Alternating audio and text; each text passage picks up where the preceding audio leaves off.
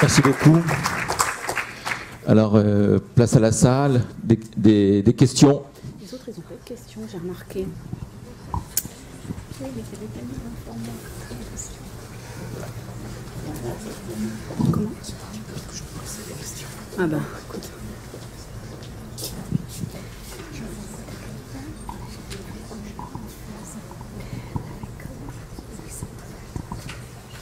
Bonjour, Héloïse Kelbut, coordinatrice du service de justice restaurative Île-de-France de l'APCARS qui a été mentionné préalablement. Peut-être tout d'abord une observation, je dirais, ou une remarque, c'est que j'étais assez surprise jusqu'alors, je pense on arrive plus ou moins à la fin de la journée, que la communauté ou le tiers indépendant et la communauté, la présence des bénévoles dans les dispositifs de justice restaurative n'ait pas été plus souligné que ça, parce que j'ai l'impression, enfin dans l'application qu'on fait de la justice restaurative à l'APCARS, ils sont presque la pierre angulaire du dispositif aux côtés des auteurs et des victimes et du tiers indépendant, quitte parfois, éventuellement même, une fois qu'il est formé, à le remplacer. Donc j'étais étonnée que ça soit pas plus mentionné que ça, au vu de l'importance, et je remercie d'ailleurs ceux qui sont là, qui ont pu des fois travailler avec nous. J'étais particulièrement aussi étonnée, très contente ce matin d'entendre le travail de l'APCARS avec, donc sur son travail de terrain avec les associations Île-de-France et Tours, je crois. Après, peut-être un peu surprise, parce que c'était la première fois du coup que j'en prenais connaissance, et que je dirais qu'effectivement, je pense que ça peut tout à fait s'inscrire dans une complémentarité dans le temps. Mais de mon point de vue, effectivement, j'ai pas vu qu'on pouvait parler de justice restaurative à proprement parler. J'ai trouvé que le nom était un peu impropre, dans le sens où effectivement la communauté est absente, la victime effectivement virtuelle. Donc bon, c'est un débat, on va continuer peut-être encore quelques années dessus, en espérant qu'à un moment... Mais en tout cas, malgré le débat, j'ai trouvé que la complémentarité était là, dans le sens où ils l'ont dit à un moment, effectivement, pour répondre peut-être à ce défi que tout le monde se pose, celui de la quantité, de la rentabilité de ces dispositifs. Peut-être que toutes leurs approches permettront d'identifier différents besoins, ceux parfois où là nous on a du mal, parce que le service de justice restaurative, comme Véronique Dandonneau le disait tout à l'heure, c'est peut-être un service optimal, formé, etc., mais qui se résume à une personne. Donc finalement c'est un petit peu difficile de faire plus de mesures que ça. Et du coup je trouve que toutes leurs méthodes permettent dans un premier temps d'augmenter cette identification des besoins tant chez les auteurs que chez les victimes, qui pourraient ensuite être amenés à une mesure, à un dispositif et un programme de justice restaurative. Alors, votre question. C'était des observations, parce qu'il y a eu beaucoup d'échanges. Donc, passons aux questions. Je vais passer le micro, parce que c'était davantage... Ah, c'était juste des observations. Oui. Quelqu'un d'autre dans la salle? Pierre-Alexandre. Je réponds juste par rapport à la communauté, le choix qui avait été fait. Le point 2.2 de la circulaire qui a été rappelé là évoque les auteurs et les victimes et jamais la communauté.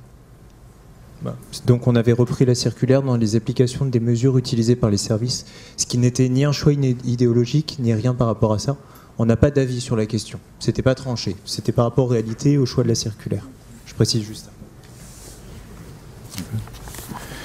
Oui, Pierre-Alexandre Gloguin, président d'associations socio-judiciaires et d'aide aux victimes, et dans 2 associations dans le Finistère, et membre du bureau Citoyen Justice.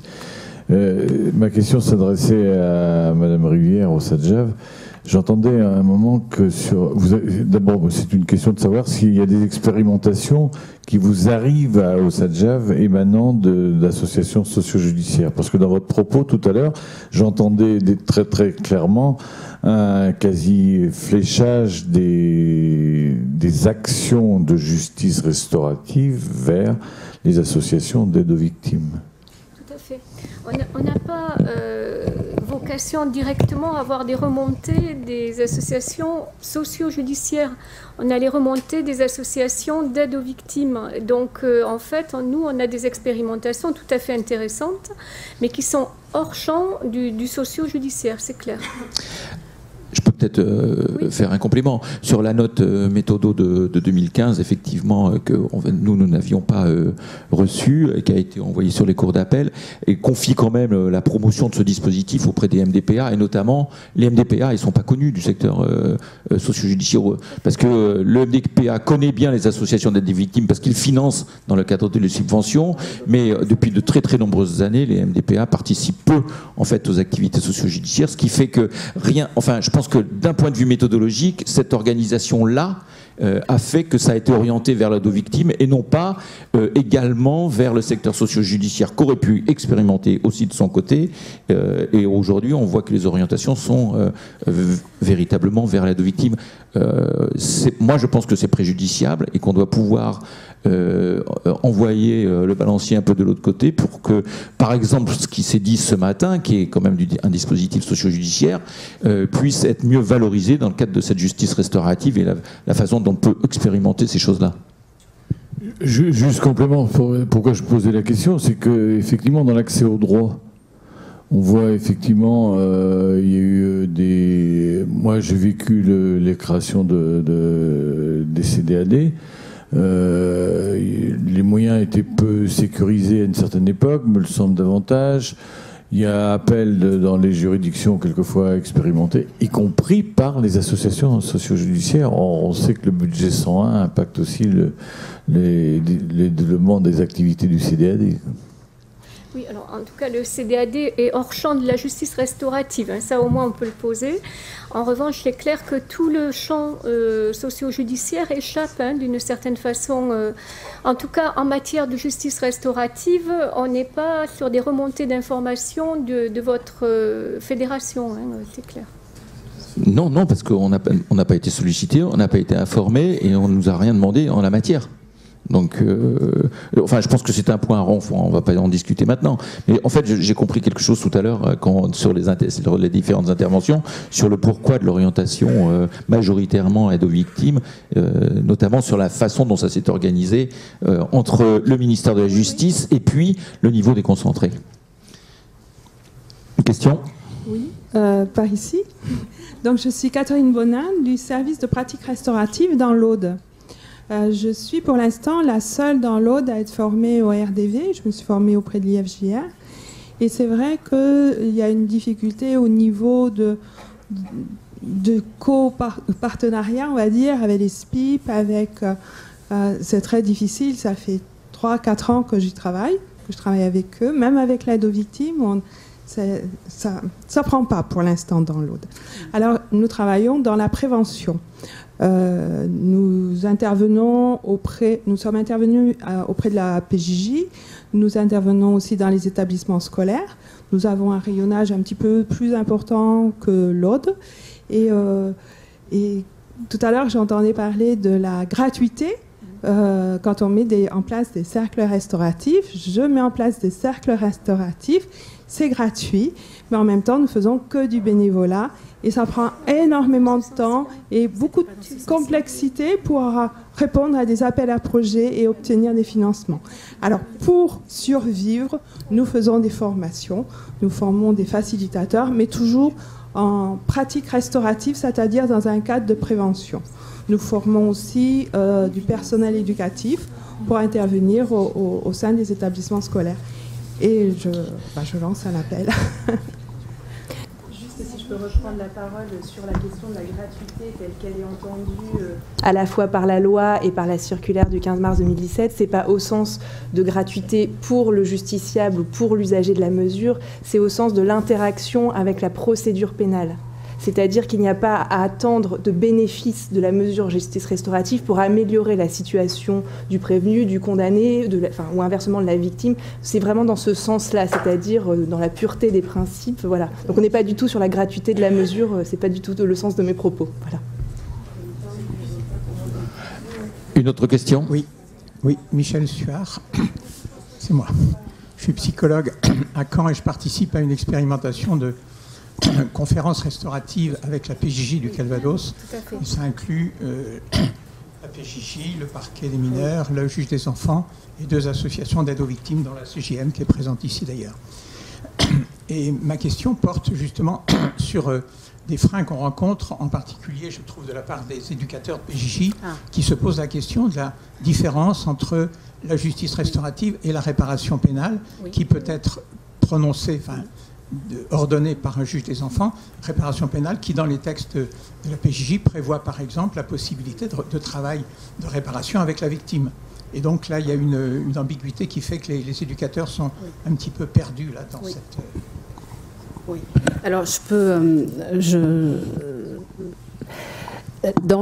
quand on avait fait le bilan en juin 2016, quand on avait dit est-ce que vous exercez des mesures, enfin est-ce que vous faites de la justice restaurative, on avait envoyé une fiche méthodo qu'on avait construite avec nos collègues et en fait tous nos services nous ont répondu,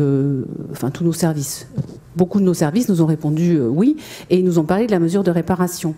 Et pour le coup, la mesure de réparation, alors il y a deux formes, la forme indirecte, en lien direct entre victime-auteur, et une forme qu'on dit indirecte, où vraiment c'est plus tourné vers des actions, vers la société civile et la communauté. Et en fait, c'est vrai que j'ai pas pensé à le porter, mais j'ai fabriqué un tableau comparatif qui explique pourquoi c'est pas de la justice restaurative la mesure de réparation. Et quand j'interviens en formation à l'ENPJJ pour expliquer les principes de la justice restaurative, je l'explique. En fait, à la limite, la mesure de réparation, elle est inspirée par l'idée de la justice restaurative. Elle prend ses sources dans ces notions, mais elle est foncièrement, je dirais, rétributive, puisqu'à la fin, à l'issue de la mesure, on rend un rapport au magistrat qui va s'en servir pour prononcer une sanction et qui en tiendra compte. Voilà. Les points communs, c'est qu'il y a un lien direct entre l'auteur et la victime, qui doivent être volontaires l'un et l'autre. Ça, c'est quand même très important, et c'est ce qui en fait une mesure tout à fait intéressante et particulière dans on va dire, dans le panel de réponse pénale. Après, voilà, elle n'est ni gratuite, elle ne nécessite pas un tiers indépendant et formé, et on ne peut pas s'en sortir à tout moment sans dommage, je dirais. Voilà.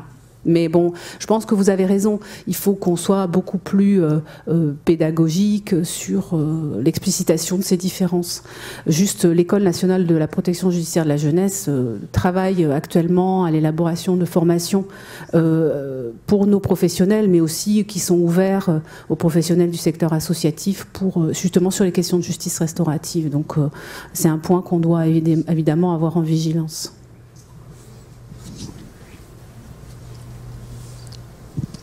Oui, bonjour, Daniel Etaoulouro.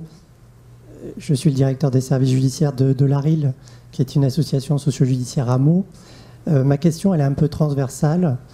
De quelle manière le Comité national de la justice restaurative va-t-il s'approprier les travaux qui ont été présentés aujourd'hui au titre de l'expérimentation? Merci.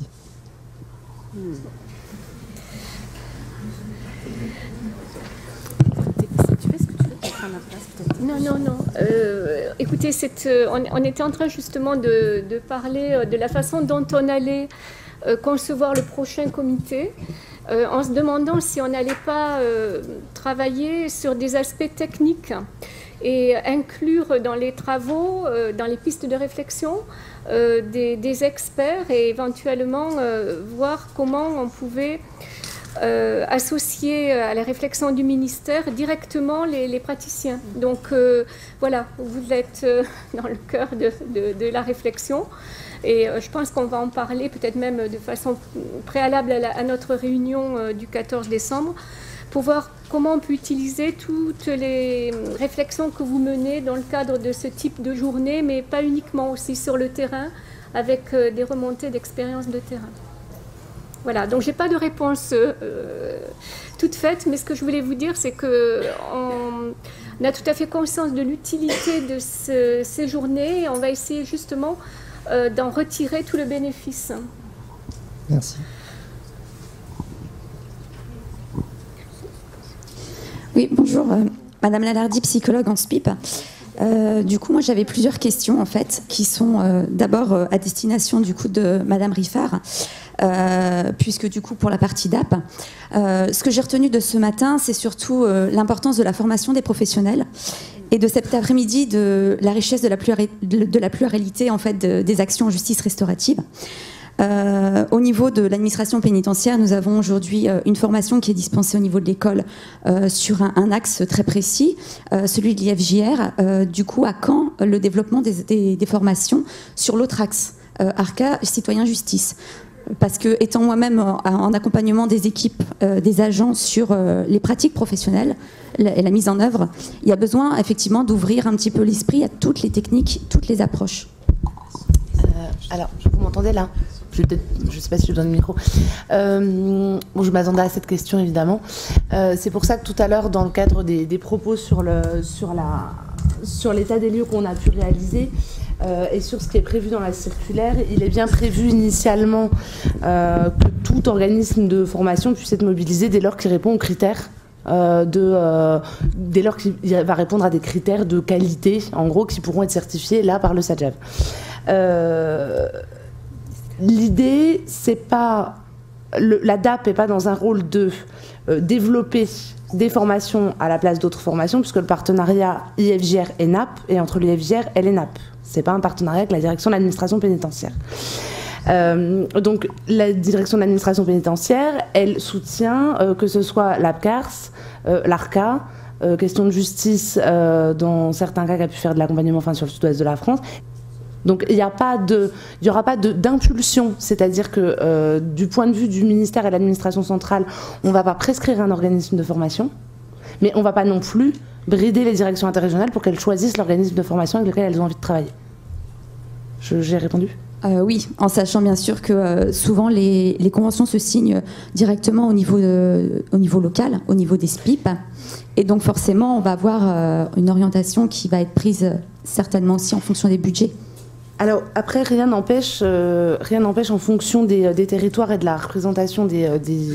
Alors j'utilise le terme organisme de formation, hein, c'est peut-être pas très élégant, ça va peut-être faire bondir certains d'entre vous, mais l'idée c'est vraiment d'être le plus générique possible et de pas cibler et identifier.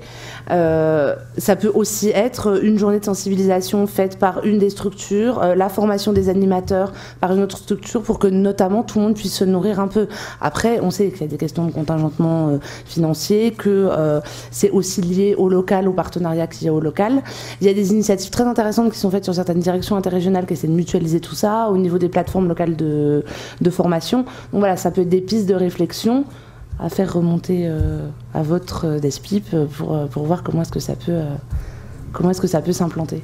Ce que nous faisons, puisqu'on est en plein justement dans la définition des plans locaux de formation. Voilà. Toujours pour vous d'ailleurs, vous parliez de pouvoir travailler actuellement sur l'évaluation pour accompagner des équipes à une meilleure pratique. J'ai entendu aussi du côté de la PJJ des journées qui allaient s'organiser avec les professionnels de terrain. Et donc en coupant de ça, je me demandais si dans le dispositif d'évaluation que vous envisagez, ou en tout cas cette réflexion pour accompagner les terrains, vous aviez déjà envisagé d'aller chercher au niveau des terrains justement leurs besoins, puisque l'IFJR développe une évaluation de son dispositif. L'ARCA aussi, on a pu le voir aujourd'hui avec d'autres variables. Et sur le terrain, les personnels ont des besoins spécifiques et d'autres personnels ont des compétences spécifiques aussi pour vous accompagner là-dessus. Donc c'est une question et en même temps une proposition. Alors sur le volet, sur les deux volets, la particularité du bureau des pratiques professionnelles en SPIP, c'est qu'il est composé d'une section méthodologie et d'un pôle évaluation. Donc il fait de la conduite d'évaluation. Donc ça, c'est déjà là, on en est vraiment au stade d'essayer de définir un peu, de voir comment est-ce qu'on peut fournir des outils peut-être très simples ou de voir un peu quelles grilles d'évaluation peuvent être mises en place. Sur l'autre volet qui me semble être le plus intéressant, celui de l'accompagnement et de se nourrir justement des besoins des services déconcentrés, on s'est déjà déplacé sur pas mal. L'an dernier, on s'est déplacé sur 4 ou 5 SPIP. Donc voilà, qu'on avait pris de manière un peu... aléatoire, c'était des nouveaux dispositifs qui étaient mis en œuvre, on essayait de voir un peu à des stades différents d'avancement, des services qui étaient vraiment au tout début de leur réflexion, des services qui avaient déjà mis une action en œuvre et qui avaient du mal à lancer la deuxième, parce que soit ils ne trouvaient pas de victimes, soit ils ne trouvaient pas de bénévoles, on s'est vraiment déplacé dans des services très différents, et de ça justement, on a bien pris conscience qu'il y avait des besoins particuliers et que chaque dispositif nécessitait des modalités d'évaluation différentes, donc ça c'est quelque chose qu'on a commencé à faire et qu'on va continuer à faire, donc oui. J'ai une dernière question. Cette fois, c'est adressé donc du coup aux deux directions, DAP et DPJ. On a sur les terrains des besoins similaires, que ce soit pour un public majeur ou un public mineur et jeune majeur. On a des professionnels aussi qui sont dans le besoin de formation, le même besoin de formation, et qui ne sont pas dans les mêmes temporalités pour pouvoir y aller. Là, on a pu entendre effectivement une vision séparée, ou en tout cas une construction séparée, on va dire plutôt, de la mise en œuvre.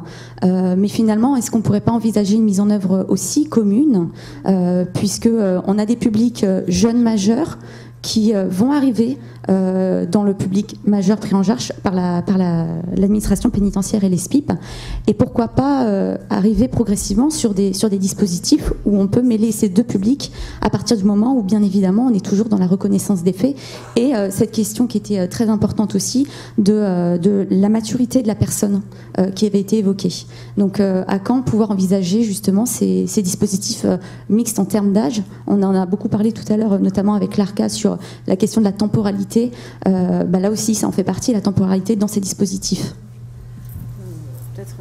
Pour être sûr de bien comprendre, vous proposeriez une intervention conjointe sur des mesures ou des formations conjointes? Je ne suis pas sûre de bien comprendre ce que... Les deux, je crois. Des mesures ah oui. Écoutez... Pourquoi pas, hein. Est-ce qu'on a le droit de répondre en disant qu'on note votre question? Oui, parce que sur la formation, je pense qu'on aurait pu dire que ça nous semblait complètement envisageable. Il n'y a pas de, comme ça peut exister dans d'autres cadres. Oui.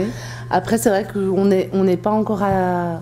On n'était pas à ce niveau-là. Non, je crois qu'on n'en est pas encore là. Après, c'est vrai qu'avec le bureau dans lequel est Sacha, on a quand même pas mal travaillé sur le passage de relais. Donc ça, c'est important, c'est un sujet sur lequel on travaille. On a été amené à le travailler plus particulièrement sur la question sur la question du terrorisme.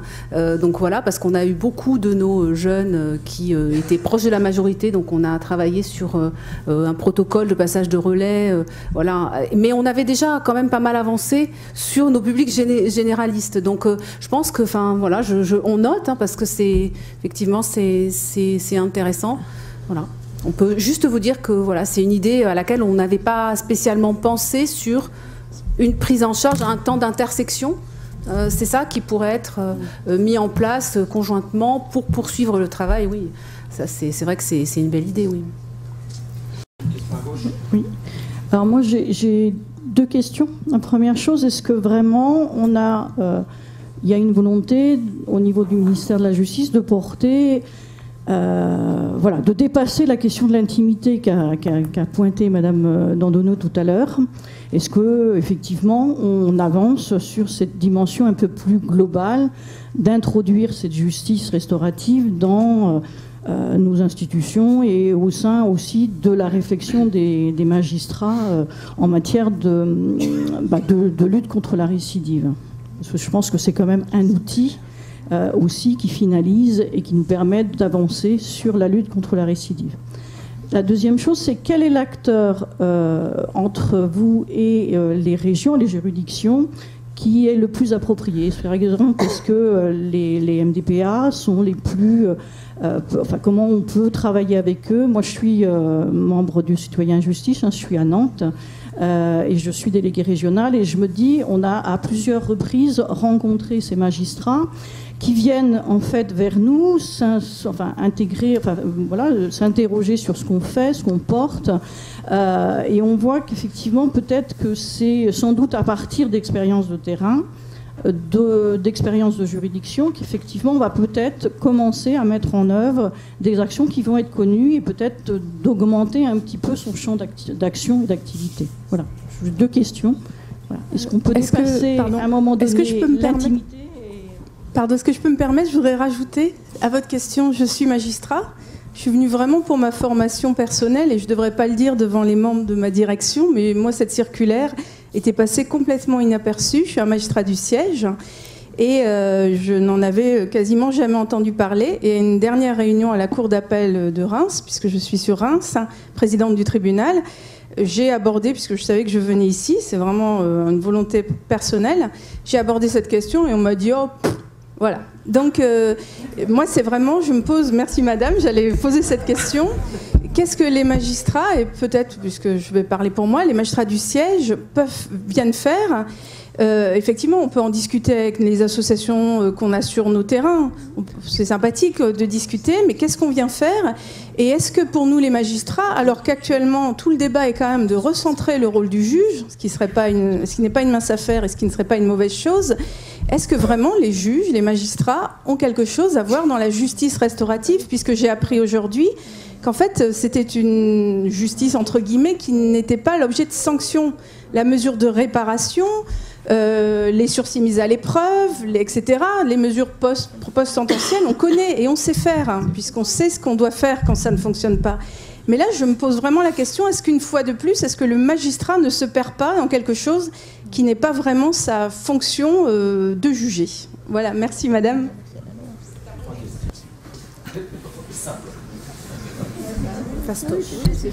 Effectivement, il y a beaucoup de questions. On va commencer dans l'ordre. La première question sur l'engagement du ministère de la Justice, je pense qu'elle ne se pose pas, même si on arrive on est nombreuses. À la rigueur, ça peut montrer l'engagement du ministère de la Justice. Ça montre aussi qu'on est effectivement au début de la réflexion. Même s'il y a eu cette circulaire qui est venue poser le cadre, qui est venue en fait préciser la loi, puisqu'on a quand même attendu longtemps, et il faut reconnaître qu'il y a eu un délai relativement long entre le moment où la loi est venue inscrire, et finalement, en revenant sur l'intervention de ce matin, en disant qu'en France, on avait acté dans la loi ce principe de justice restaurative qui permettait justement de ne pas revenir en arrière, et que la circulaire est ensuite venue le décliner, alors certes peut-être pour certains de manière trop peu précise, mais justement à notre sens c'est toute la qualité de cette circulaire, c'est justement de rester générique et de permettre à chacun, et pour répondre à votre deuxième question, aux acteurs de terrain de faire remonter leur conception, leurs pratiques, leurs bonnes pratiques, je devrais souligner, parce que là on est vraiment sur la justice de qualité. Oui, le ministère de la Justice est particulièrement engagé, oui, on est en train de réfléchir à ça, certes notre réflexion prend du temps, vous aurez compris qu'il y a plusieurs directions, plusieurs services avec des enjeux différents, avec aussi, pour répondre à votre question, des coûts évidemment qui se posent. Donc on ne peut pas se lancer en vous disant mais voilà les principes, voilà à appliquer la circulaire, il y a des réflexions qui sont nécessaires derrière. Donc on est en train de la faire. Pour revenir sur la question de l'implication du magistrat, je suis désolée, la réponse elle me paraît évidente. Enfin, au-delà effectivement de la fonction de juger, on s'inscrit aussi dans la société. L'acte de juger, il n'est pas uniquement le rendu de la décision. La prévention de la récidive s'inscrit pleinement dans les missions à la fois du magistrat du parquet et des magistrats du siège. Pour moi, la réponse est évidente. Même si on est sur une justice qu'on a voulu autonome et parallèle, on l'a inscrite, et la loi l'inscrit, dans le cadre d'une procédure pénale. Donc on n'est pas du tout déconnecté, on n'est pas du tout au stade de la prévention, on est vraiment dans le cadre de la justice. Donc à mon sens, et on peut faire notre mea culpa, cette circulaire avait vocation, bien entendu, à être à la lecture de tous les magistrats, qu'ils soient du magistrat du siège et du parquet. Elle est diffusée à l'ensemble des magistrats, évidemment par tout le monde. Donc la lecture, elle en est effectivement personnelle. Le mea culpa qu'on peut faire, c'est éventuellement de dire qu'on n'a pas réinsisté pour que les cours d'appel fassent des formations, etc. Mais après, je veux dire, libre à vous de vous saisir des outils qu'on vous donne. Et on va bien entendu continuer à insister là-dessus, puisque, pour rebondir aussi, l'action se passe sur le terrain. L'interlocuteur, il est bien évidemment sur le magistrat local avec qui construire au plus près et de manière la plus intelligente possible cette réponse de qualité. Et la chancellerie est là pour faciliter cette action de terrain. Mais on ne peut pas dire que la justice restaurative soit hors de la mission du magistrat de l'ordre judiciaire. Ça, bien entendu que non. D'autres questions ? Oui, on peut juste peut-être être un peu plus pratique et illustrer les propos par des expériences qui sont faites en juridiction. Il peut y avoir des rapprochements entre auteurs d'homicides involontaires en matière d'accidents de la route et familles de victimes. Et en fait, de la justice restaurative, on en fait tous les jours aux audiences correctionnelles. On a en face tout le temps un auteur et une victime, enfin pas tout le temps, mais souvent. Et là aussi, il y a le débat qui est à l'audience, le positionnement de l'auteur et de la victime. Donc il y a des choses à travailler à la demande des deux parties. Il y a des auteurs qui vont demander à voir les familles de victimes en cas d'homicide involontaire. Il y a des rapprochements qui sont faits. par des associations. Alors moi je parle des associations d'aide aux victimes qui travaillent sur des auteurs et des familles de victimes d'accidents de la route, qui travaillent sur des auteurs et des centres, avec des centres de rééducation fonctionnelle qui font en sorte de rapprocher les auteurs de victimes, alors pas directes effectivement, mais de victimes d'accidents de la route. Il y a des rapprochements entre des auteurs de violences conjugales et des femmes victimes de violences conjugales dans des groupes de parole. Donc voilà, il y a plein de choses qui sont mises en place, hein, tant par les associations de contrôle socio-éducatif que par les associations d'aide aux victimes, à peu près dans toute la France. Alors nous, on a effectivement un panorama, une cartographie de ce qui est fait. Et quand on va en région, on voit les expériences qui ont pu être menées. Où on n'a pas encore avancé, mais c'est aussi un petit peu logique, c'est sur l'évaluation, la portée, le résultat, le bénéfice, les inconvénients, enfin l'évaluation, le bilan de ce type de mise en présence. Mais c'est pour ça que voilà, on est en train de s'emparer de tout ce qui est fait. Et on finance par le biais des magistrats délégués à l'aide aux victimes, par les MDPAD, à Reims en particulier. Voilà. Alors, oui, juste une précision. C'est vrai que sans doute que les magistrats qui ne sont pas délégués à l'aide aux victimes, mais qui sont délégués à la politique associative, auraient sans doute un rôle très important à jouer. Ce sont des magistrats qui voient et qui connaissent les actions tant des associations d'aide aux victimes que des associations socio-judiciaires. Pour prendre un exemple, nous avons prochainement un magistrat délégué à la politique associative qui a fait le choix de faire se rencontrer les associations d'aide aux victimes et les associations socio-judiciaires d'une cour d'appel. Et nous avons été conviés également à cette rencontre pour pouvoir alimenter, parler des différents sujets qui font l'actualité finalement des associations. Et c'est parfaitement le rôle du magistrat délégué à la politique associative. Est-ce que par ce biais-là, ce ne serait pas un levier intéressant pour pouvoir faire remonter des actions? Tout à fait, c'est le rôle des magistrats délégués à l'aide aux victimes, magistrats qui sont le plus souvent au niveau des cours d'appel, hein, et qui normalement devraient avoir une grande partie de leur activité dédiée à l'aide aux victimes, à la politique associative. Donc il y a un statut qui n'est pas encore établi pour les MDPAD, hein, nous on les appelle les MDPAD, ce qui est regrettable parce qu'ils ont un véritable rôle d'animation et c'est eux qui redistribuent en région les subventions qui sont accordées. Donc ils ont à la fois un œil de financeur et également un œil d'animation du réseau associatif. Et effectivement, il y a des expériences très, très positives. Il y en a. Est-ce que ça veut dire qu'il y a deux types de magistrats? Des magistrats qui sont spécifiquement délégués à l'aide aux victimes et d'autres qui sont délégués à la politique associative? Non, c'est les mêmes. Alors, il y a deux types de MDPAD. Il y a les magistrats qui sont chargés de l'aide aux victimes et ceux qui sont plus spécialement chargés de l'accès aux droits. Hein, donc il y a deux. En fait, il y en a deux par cours d'appel où quand il y a pénurie, il n'y en a plus qu'un. Enfin, il y a de temps en temps pénurie. Juste un complément, en fait, on peut signaler cette initiative de ce magistrat délégué à la politique associative sur cette cour d'appel, mais à ma connaissance, c'est la seule. Non, il y en a d'autres. Non, mais je dis à ma connaissance, qui invite le secteur socio-judiciaire à participer sur une cour d'appel, à des réunions avec l'aide aux victimes pour parler des grandes orientations sur la cour d'appel.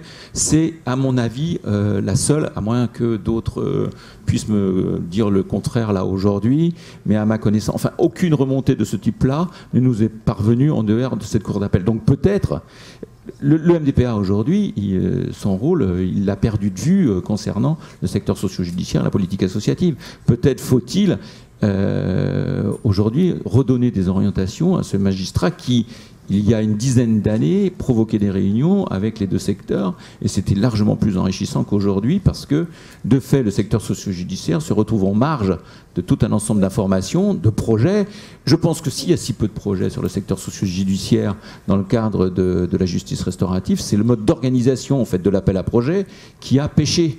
Ça a été orienté sur l'aide aux victimes, donc le secteur socio-judiciaire n'a pas été sollicité. Oui. Bon, il y a Émilie Métignon de l'IFJR qui souhaite absolument parler.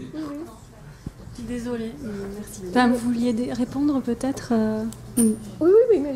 Oui. Donc, juste une question qui rejoint un petit peu ce qui vient d'être dit sur les magistrats encore. Désolée, mais... Oui, ça va? Vous m'entendez? Oui. Justement, les remontées du terrain que l'on a, nous, c'est de voir que les choses se mettent en place plutôt en post-sententiel et pas en pré-sententiel. Ne pensez-vous pas qu'il serait intéressant peut-être d'organiser justement, je ne sais pas sous quelle forme, mais une sorte de grosse consultation sur la justice restaurative pour savoir comment faire à ce niveau avec plus de précision, puisqu'on sent bien qu'on est dans une construction, une réflexion, etc. Est-ce que vous l'avez envisagé ou pas? Ce qui sûrement poserait la question, à mon sens, de l'autonomie.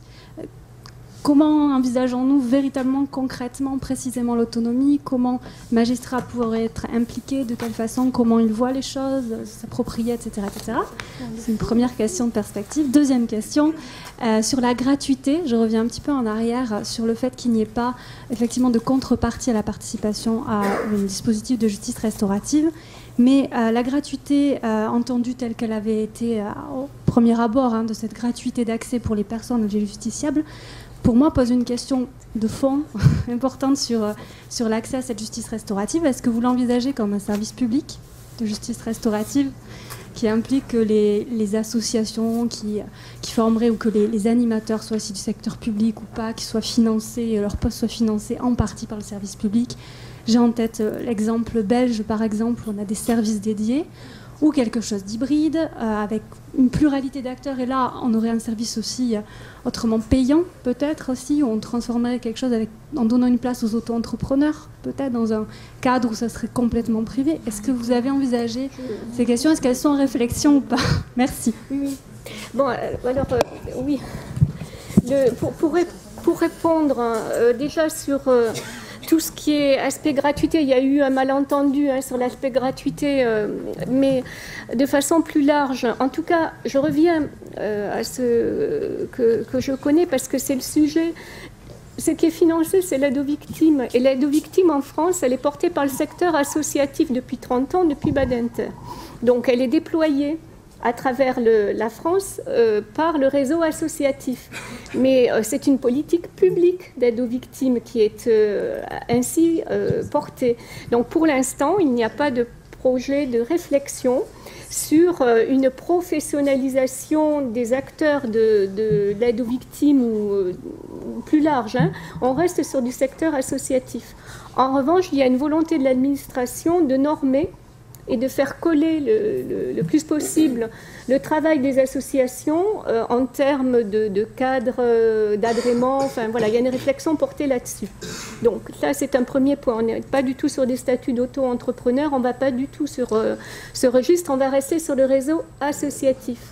En revanche, on travaille en administration centrale, dans chaque direction, à comprendre comment est pratiquée la justice restaurative. Moi, je reviens au sujet. La DPJJ a un groupe de travail. Nous-mêmes, nous avons des cartographies de ce qui est fait en région sur la justice restaurative avec les remontées de terrain. Nous avons également des réunions avec les magistrats délégués à l'aide aux victimes en région. Donc, il y a des réunions qui sont faites auxquelles on participe, où on a des remontées d'expérimentation et d'expériences menées. C'est comme ça que je sais que dans certains endroits, bon, ça va être plutôt les violences conjugales, d'autres endroits, les violences routières. Voilà. Mais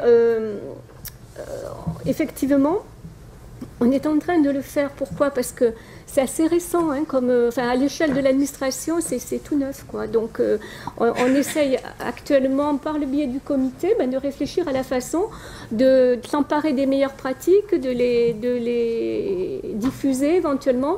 Et on reste extrêmement ouvert, mais vraiment très ouvert à toutes les expériences qui sont en cours, en respectant tout le temps le tiers professionnel. Voilà. Une question. Oui, bonjour, Rachid Benchek, je suis éducateur à la PJJ au service de Juvisy-sur-Orge. Et j'avais une question qui s'adresse du coup à Madame Lalumière. Donc je voulais savoir, si j'ai bien compris, il y a un groupe de travail qui va se constituer dans la perspective de réfléchir en fait à adapter la justice restaurative aux mineurs. Et je voulais savoir si vous aviez des remontées, et si vous en prenez compte, de remontées de terrain, et s'il y avait des expérimentations en fait qui étaient à l'œuvre et dont vous avez connaissance et qui vont être prises en compte dans ce travail préparatoires, de réflexion, etc. Ça, c'est ma première question. Et ma seconde, et la deuxième question, c'est de savoir, est-ce que vous envisagez déjà la justice restaurative comme une mesure un peu comme une mesure éducative, en fait, équivalente, si je puis dire, ou est-ce que ça sera une démarche, en fait, une activité complémentaire ou supplémentaire aux autres mesures éducatives? Et enfin, une troisième question, et je m'arrête. Faut que je m'en rappelle, oui. Est-ce que vous envisagez la formation des professionnels à la justice restaurative au sein même de l'ENPJJ, ou est-ce que vous allez faire appel à des organismes comme l'ARCA ou les FJR ou autres? Merci. Alors, sur la première question, on a bien repéré que l'UMO de Juvisy avait une réflexion déjà intéressante sur la justice restaurative. Les groupes de travail, en fait, il y aura 4 séquences qui vont déterminer, enfin c'est la méthode qu'on emploie quand on écrit un texte. On fait tout un premier travail d'analyse, on voit où sont les enjeux, ce sur quoi on va avoir besoin de se nourrir pour pouvoir prendre des décisions et proposer des arbitrages aussi s'il y en a. Donc oui, les candidatures sont remontées. Le groupe de travail, là, je me tourne vers mon collègue, il a été, je pense, de mémoire, j'ai soumis sa composition à la validation de la sous-directrice hier. Donc oui, des professionnels de terrain vont nous aider, de par leurs expériences, de par leurs réflexions, aussi à chaque niveau, à élaborer la doctrine sur en gros, c'est quoi la justice restaurative à la PJJ? Sur une mesure, ça a suscité, est-ce que c'est une mesure ou pas? Est-ce que c'est une activité? Qu'est-ce que c'est? Alors, ça s'appelle mesure dans la loi. Alors nous, déjà, au sein de la direction, on a mis, je caricature à dessein, on a mis au moins 3 mois avant de comprendre que ce n'était pas une mesure, en fait, parce qu'elle n'était pas ordonnée, elle ne faisait pas l'objet d'une ordonnance. Enfin, on s'est vraiment posé la question, mais on s'est dit, si c'est ordonné... si c'est ordonné comme ça, on va pas pouvoir, ça va pas avec la gratuité, ça va pas avec le volontariat. Enfin voilà, c'était donc on s'est dit, ça peut être proposé à tout moment, à l'initiative du juge des enfants. À tous les stades de la procédure, ça peut être aussi proposé par le service de la PJJ qui a en charge, qui connaît un jeune qu'il suit par ailleurs, au juge. Voilà. Donc il y a une idée de pouvoir aussi, mais ça c'est quand on aura beaucoup de pratiques, qu'on sera bien armé, de pouvoir dire bon ben ce jeune-là, ça serait intéressant pour lui qu'on mette en place cette intervention. Voilà. Donc moi je le conçois plus à ce stade, hein, rien n'est tranché, rien n'est fait, on n'a même pas commencé les groupes de travail, c'est plus une intervention. Voilà. Ça pose tout un tas de questions qui sont des questions aussi de méthode. D'ailleurs, je remercie beaucoup Citoyen Justice qui nous a emmenés en Belgique, où on a rencontré une association avec qui on a pu échanger et qui s'est posé les mêmes questions qu'on est en train de se poser sur est-ce que on peut en même temps suivre un jeune et le connaître dans un cadre pénal et mettre en place une intervention éducative. Si oui, comment ? Parce qu'il faut un tiers indépendant et formé. Comment on fait? Voilà. Donc c'est vraiment des questions qu'on souhaite mettre au travail là dans les semaines qui viennent dans le cadre du groupe de travail. Et sur la question de la formation, pour le moment, on est parti sur une formation qu'on est en train de bâtir avec l'école, qui sera associée à nos travaux. Parce que l'idée, c'est de pouvoir faire une formation dès le concours, quoi. Il va falloir cette note, elle va sortir dans les mois qui viennent. Ça va être une nouvelle intervention. On a des terrains qui nous font remonter, qu'il y a des juges des enfants qui déjà disent bon, alors moi, je voudrais qu'il y ait une mesure de justice restaurative, ça m'intéresse. Donc bon, pour l'instant, on n'en est pas là. Donc l'idée, c'est que nos professionnels puissent être formés en principe par l'école. Après, je sais que l'école est quand même, je peux pas parler pour l'école parce que j'ai pas envie de dire de bêtises, mais l'école est quand même très en lien avec des organismes de formation sur le sujet et reste quand même dans l'ouverture. Ce qu'on veut pas, autant on doit produire une doctrine, autant on n'a pas l'intention d'être dans une approche ni dogmatique ni enfermante. Voilà, pour le moment, on a vraiment cette idée de pouvoir nous former nos professionnels.